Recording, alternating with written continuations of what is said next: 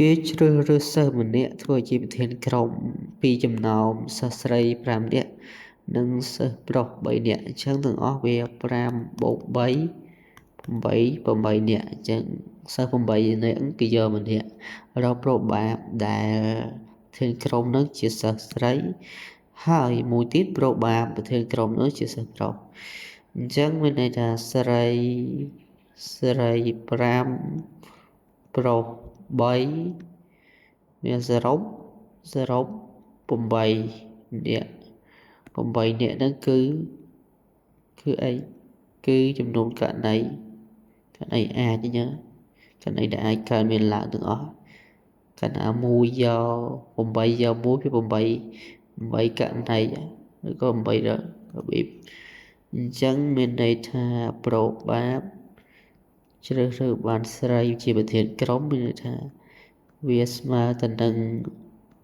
ចំនួនករណីស្របលើចំនួនករណីអាចណាnស្រីនៅលើ n s ណា nស្រីមានន័យថាស្រី5អញ្ចឹង5នៅលើ5យក1គឺ5របៀបណា5របៀបនៅលើ8របៀបចំណែកឯប្រូបាបជ្រើសបានប្រធានក្រុមជាសិស្សប្រុសគឺចំនួនករណីអាចត្រួតតាងវាដោយ n ប្រុសនៅលើ n s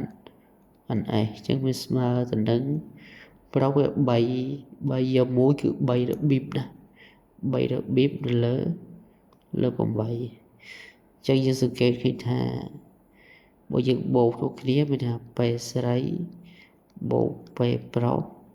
ស្មើ1ណាហ្នឹងហើយដោយសារតែយកម្នាក់ដូចគ្នាពេលដែលបូកចូលគ្នាទៅមានន័យថាដោយសារតែ n ស្រីបូក n ប្រុសស្មើ n s ណាអញ្ចឹងប្រុសបាបបូកចូលគ្នាស្មើទៅនឹង1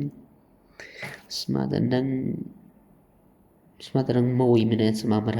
100%ពីយើងចែកអានេះនឹង ns អានេះនឹង ns អានេះនឹង ns មានន័យថាយើងនឹងបានអាហ្នឹងយើងនឹងបានអាពេលស្រីបូកពេលប្រុសស្មើ1 n ស្រីនេះមានន័យថាលើ ns វាចេញប្រូបាបស្រី n ប្រុស